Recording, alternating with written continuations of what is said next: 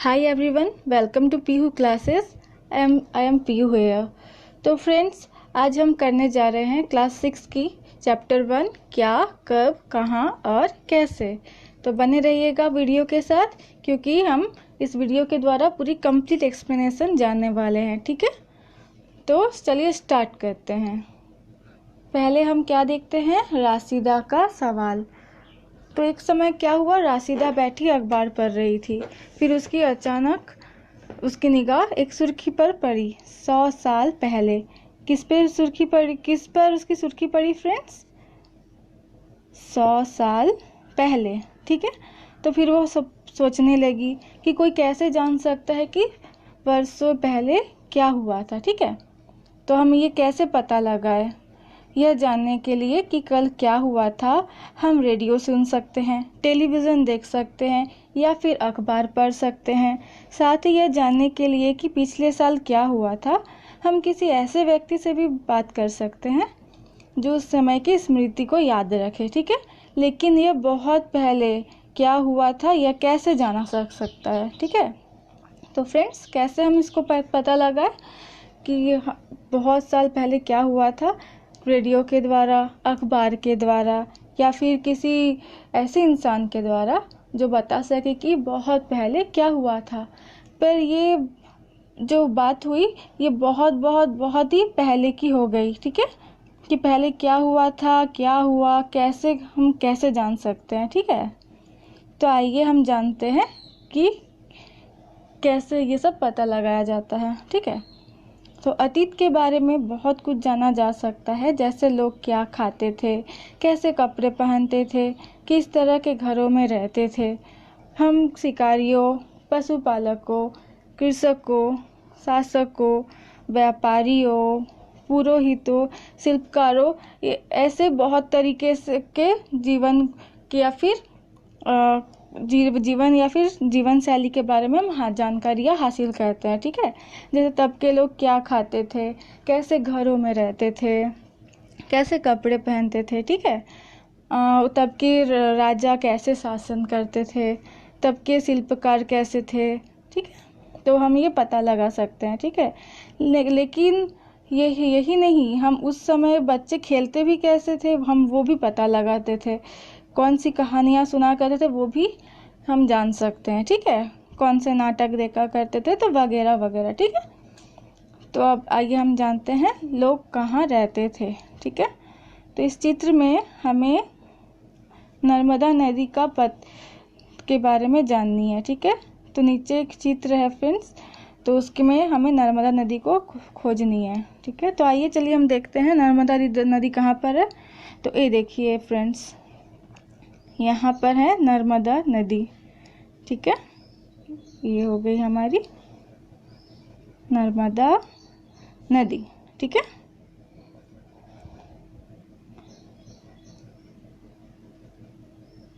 तो कई लाख वर्ष पहले से लोग इसी नदी में रहते थे। यहाँ पे रहने वाले आरंभिक लोग पहले से ही बहुत ही कुशल संग्राहक थे जो आसपास के जंगलों की विशाल संपदा से परिचित थे। कुशल संग्राहक वे होते हैं फ्रेंड्स जो बहुत पहले से ही जंगलों में रहते हैं, उन्हें जंगल की हर एक चीज़ों की जानकारियाँ मिलती है। ठीक है, उन्हें जंगल में कहाँ अच्छे फल फूल पेड़ और आदि कहाँ पे कौन सी चीज़ें अच्छी होती थी उसके बारे में वो अधिक जानकारी रखते थे। ठीक है, तो वे अपने आसपास के जंगलों की विशाल संपदा से भी परिचित थे। उन्हें भोजन के लिए वे जड़ों, फलों तथा जंगल के अन्य उत्पादों का यहीं से संग्रह किया करते थे। वे जानवरों का शिकार भी किया करते थे। ठीक है फ्रेंड्स, तो हम ये क्या जानते हैं, कुशल संग्राहक कौन थे? जिसे जंगल के बारे में बहुत ही अच्छी नॉलेज हुआ करती थी। ठीक है, और वे लोग अपना पेट कैसे पालते थे, शिकार भी कर लिया करते थे। ठीक है, समझ गए ना? अब आगे बढ़ते हैं। अब देखो, तुम उत्तर पश्चिम की सुलेमान और किरथर पहाड़ियों का पता लगा। तो आओ फ्रेंड्स, यहाँ पे सुलेमान और किरथर की पहाड़ियों का पता लगाते हैं। कहाँ पर है?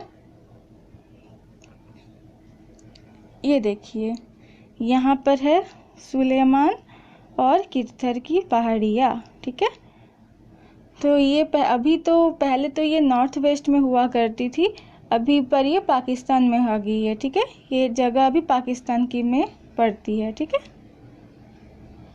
तो देखिए इसी क्षेत्र में कुछ ऐसे स्थान हैं जहां लगभग 8000 वर्ष पूर्व स्त्री पुरुषों ने सबसे पहले गेहूं तथा जौ की फसलों का उपजाऊ आरंभ किया था। ठीक है, उन्होंने यहाँ सबसे पहले भेड़, बकरी और गाय, बैल पशुओं को पालतू बनाना शुरू किया। तो कहाँ पे फ्रेंड्स? उत्तर पश्चिम की सुलेमान और किरसर की पहाड़ियों में। यहाँ पे सबसे पहले कौन सी फसल का उपजाऊ किया गया? गेहूं की और जौ की। ठीक है, और सबसे पहले कौन से जानवरों को पाला गया? भेड़, बकरी, गाय, बैल जैसे बहुत सारी पशुओं को पालतू बनाया गया। ठीक है, तो ये लोग गांवों में रहा करते थे। तो फ्रेंड्स, उत्तर पूर्व में गारो तथा मध्य भारत में विंध्य पहाड़ियों का पता लगाते हैं। चलिए आइए हम मानचित्र में देखते हैं। देखिए यहाँ पर है गारो। ठीक है, यहाँ पे हम देखते हैं गारो और यहाँ पर हम देखते हैं विंध्य की पहाड़ियाँ। ठीक है, चलिए आइए। यहाँ के कुछ ऐसे क्षेत्र थे गारो में जहाँ कृषि का विकास हुआ। जहाँ सबसे पहले चावल उपजाया गया वे स्थान विंध्य के उत्तर में स्थित थे। ठीक है, तो यहाँ पे मोस्टली हम क्या देखते हैं? यहाँ पे एग्रीकल्चर का डेवलप हुआ। ठीक है, कहाँ पे?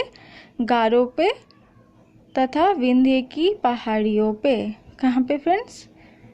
गारो और विंध्य की पहाड़ियों पे। ठीक है, समझ गए ना? अब आगे बढ़ते हैं।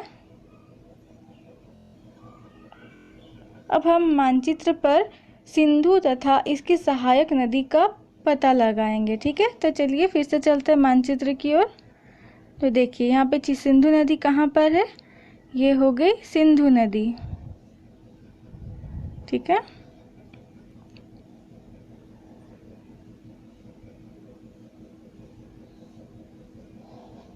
ये हो गई सिंधु नदी। ठीक है, और ये सारी सतलुज, रावी, चेनाब, झेलम, ये सारी क्या हो गई है? इसकी सहायक नदी। ठीक है, कोई भी एक नदी जिसकी बहुत सारी सहायक नदियाँ होती है उसे हम क्या बोलते हैं फ्रेंड्स? उसे हम उस नदी की सहायक नदियाँ बोलते हैं। ठीक है, तो चलिए हम आगे बढ़ते हैं। सहायक नदियाँ उससे कहते हैं जो एक नदी में से बड़ी नदी में मिल जाती है। ठीक है, तो लगभग 4700 वर्ष पूर्व इन्हीं नदियों के किनारे कुछ आरंभिक नगर फले फूले। गंगा व इसकी सहायक नदियों के किनारे तथा समुद्र तटवर्ती इलाकों में नगरों का विकास हुआ। कब? लगभग 2500 वर्ष पूर्व हुआ था। ठीक है, तो इन सहायक नदियों के सामने बहुत सारी सभ्यता का विकास हुआ था। ठीक है फ्रेंड्स, किसकी? लगभग 4700 वर्ष पूर्व इन नदियों के सामने कुछ आरंभिक नगर का विकास हुआ। ठीक है, तो गंगा व इनकी सहायक नदियों के किनारे तथा समुद्र तटवर्ती इलाकों में नगरों का विकास हुआ। कब हुआ था फ्रेंड्स? 2500 वर्ष पूर्व पहले हुआ था। ठीक है, तब आइए यहाँ पे हम गंगा तथा इसकी सहायक नदियों का पता लगाते हैं। ठीक है, तो आइए फिर से हम मानचित्र पे चलते हैं। तो यहाँ पे गंगा नदी कहाँ पर है? पता लगाइए।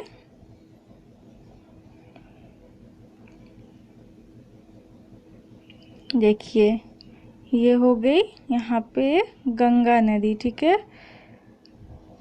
तो इसकी सहायक नदियाँ कौन सी हो गई फ्रेंड्स? यमुना हो गई। ठीक है, सोन नदी हो गई, चंबल, नर्मदा, ये सारी क्या हो गई? ये गंगा की सहायक नदियाँ ये सारी हो गई। ठीक है, अब आगे बढ़ते हैं। ठीक है, गंगा के दक्षिण में इन नदियों के आसपास का क्षेत्र प्राचीन काल में मगध के नाम से जाना जाता है। मगध को आज के टाइम में क्या बोलते हैं? हम मगध को बिहार के नाम से जानते हैं। ठीक है, तो हम अभी के समय में मगध को बिहार के नाम से जानते हैं। ठीक है, तो ये मगध कहाँ पर है? ये जो गंगा नदी है ना फ्रेंड्स, ये गंगा के ठीक नीचे के साइड में है, गंगा नदी के ठीक नीचे के साइड में है, जहाँ पे मगध का विकास हुआ था। ठीक है, यहाँ पे देखिए, यहाँ पे गंगा है, यहाँ पे मगध का विकास हुआ, मगध साम्राज्य का। ठीक है, जिसे आज हम बिहार के नाम से जानते हैं। ठीक है फ्रेंड्स, जहाँ के राजा बहुत ही शक्तिशाली हुआ करते थे। ठीक है, वहाँ के शासक बहुत ही शक्तिशाली थे। ठीक है, और इसने एक ऐसे राज्य का विशाल राज्य का स्थापना किया जो आज देश में बहुत ही मतलब ऊंची हम लोग जिसको हम पद पे रखते हैं। ठीक है, देश के अन्य हिस्सों में भी ऐसे राज्यों की स्थापना की गई। ठीक है, तब आगे देखते हैं। लोगों ने सदैव उपमहाद्वीप के एक हिस्से से दूसरे हिस्से तक की यात्रा की। कभी कभी हिमालय जैसे ऊंचे पर्वतों, पहाड़ियों, रेगिस्तान, नदियों तथा समुद्रों के कारण यात्रा बड़ी जोखिम होती थी, फिर भी ये यात्रा उनके लिए असंभव नहीं थी। तो तब के समय में क्या होती थी फ्रेंड्स, अभी जैसे हम लोगों के पास बहुत सारे ट्रांसपोर्ट अवेलेबल है। ठीक है, समुंदर में जाने के लिए जहाज, एरोप्लेन, बस, ट्रेन, पर तभी के समय में ये सब नहीं हुआ करती थी। ठीक है, तो अगर कोई इंसान एक जगह से दूसरा जगह जाना चाहता था तो उन लोगों के पास सिर्फ दो ही ऑप्शन रहती थी, या तो वे अब पैरों से चल के सब जाते थे या फिर बैलगाड़ी के द्वारा जाते थे। ठीक है, पर उस समय भी वो जो एक स्थान से दूसरे स्थान में जाते थे, यात्रा तो बहुत जोखिम होती थी, पर वो क्या करते थे, असंभव नहीं मानते थे, वो वहाँ पे जाते थे। ठीक है, तो वहाँ पे वो क्यों जाते थे फ्रेंड्स? काम की तलाश में। ठीक है, कोई प्राकृतिक आपदाओं के कारण एक स्थान से दूसरे स्थान जाते थे। कभी कभी सेनाएं दूसरे क्षेत्रों पर विजय हासिल करने के लिए जाते थे।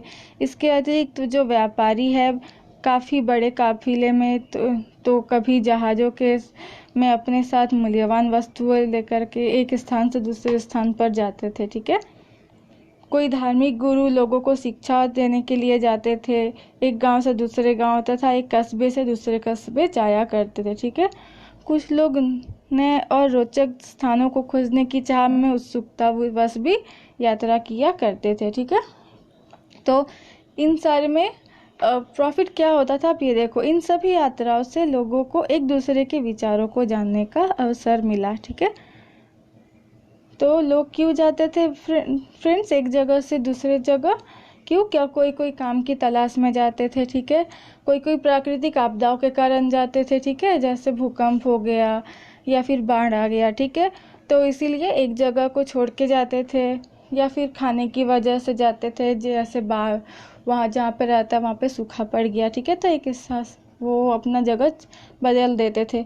कोई अपने धर्म बांटने के लिए धर्म गुरु एक जगह से दूसरे जगह जाते थे। ठीक है, तो कोई घूमने के लिए जाते थे। ठीक है, तो इसी तरह वो एक स्थान से दूसरे स्थान जाते थे। ठीक है, तो आज देखिए आज लोग यात्राएं कैसे करते थे। ठीक है, तो एक बार फिर से मानचित्र 1 को देखो। और पहाड़ियाँ, पर्वत और समुद्र इस उपमहाद्वीप की प्राकृतिक सीमा का निर्माण करते थे। ठीक है, मानचित्र 1 हम देख लेते हैं।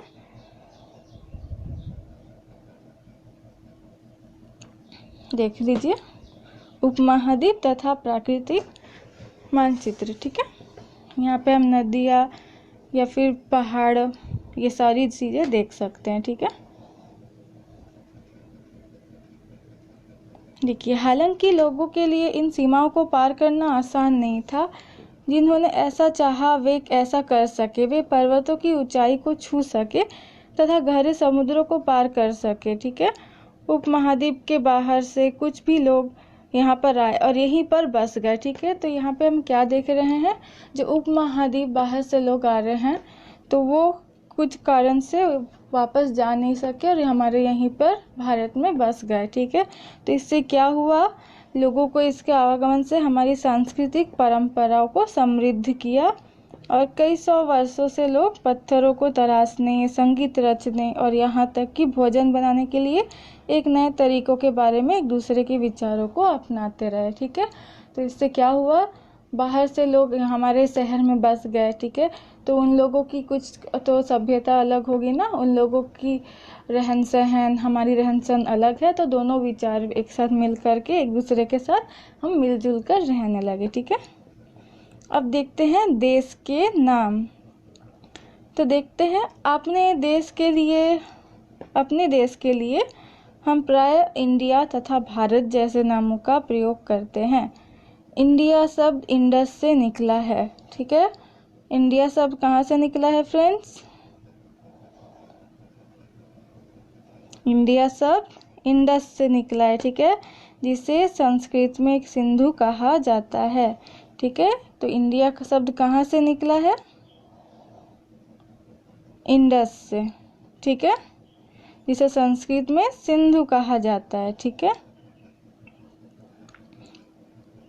तो अब हम देखेंगे अपने एटलस में ईरान और यूनान का पता लगाओ। ठीक है, तो आपके पास एटलस है, तो यहाँ पे ईरान और यूनान कहाँ पर है वो हम मुझे खोज करके कमेंट कीजिएगा। ठीक है, लगभग 2500 वर्ष पूर्व उत्तर पश्चिम की ओर से आने वाले ईरानियों और यूनानियों ने सिंधु को हिंदोस या फिर इंडोस और इस नदी के पूर्व में स्थित भूमि प्रदेश को इंडिया कहा। ठीक है, तो इसने कहा फ्रेंड्स, ईरानियों और यूनानियों ने। ठीक है, उसने क्या बोला, सिंधु को इंडोस या फिर हिंदोस। ठीक है,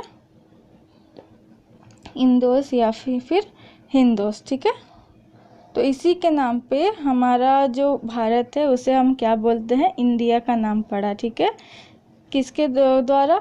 इंडस वैली या फिर इंडस वैली, इसके द्वारा हमारा भारत का नाम इंडिया पड़ा। ठीक है फ्रेंड्स, अब भारत नाम का प्रयोग उत्तर पश्चिम में रहने वाले लोगों के एक समूह के लिए किया जाता है।